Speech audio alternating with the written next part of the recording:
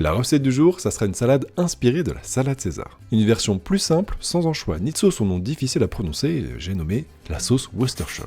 Je vous l'écris, bon courage pour la prononcer correctement du premier coup, et même moi je sais même pas si je l'ai dit correctement. Donc pour commencer, on va verser l'équivalent de 5-6 cuillères à soupe de chapelure dans une assiette, 4 cuillères dans une autre pour la farine, et 2 œufs battus en omelette, encore une fois, à part. On prend notre filet de poulet pour le couper en deux, ça permettra de le cuire plus facilement, et on le trempe successivement dans la farine, dans les œufs, puis dans la chapelure. N'hésitez pas à tapoter pour enlever le surplus de farine ou de chapelure, et une fois que les deux morceaux sont bien panés, on peut passer à la cuisson. La règle est assez simple, plus vous mettez d'huile, plus le poulet sera joliment doré et croustillant.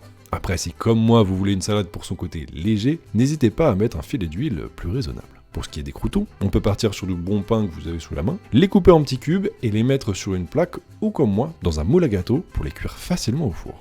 De l'huile d'olive, du sel, du thym, de l'ail en poudre, on mélange et c'est parti pour 20 minutes à 180 degrés en remuant à mi-cuisson. En attendant, on peut préparer les autres éléments. Ici, c'est de la romaine que je coupe en morceaux et que je lave. Et pour ce qui est de la sauce, je l'ai faite à base de yaourt grec, une cuillère à café de moutarde, du poivre, du sel, de l'huile d'olive, le jus d'un demi-citron et du parmesan râpé.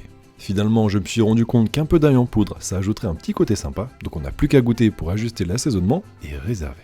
Il ne reste plus qu'à se couper quelques tomates cerises et composer notre salade. La romaine, les tomates, la sauce, notre poulet, les croûtons et pour finir des copeaux de parmesan que l'on peut réaliser à l'aide d'un économe. Il ne reste plus qu'à servir et en profiter. Je vous remercie d'avoir regardé la vidéo, moi je m'en vais me régaler, je vous souhaite un bon appétit et à la prochaine.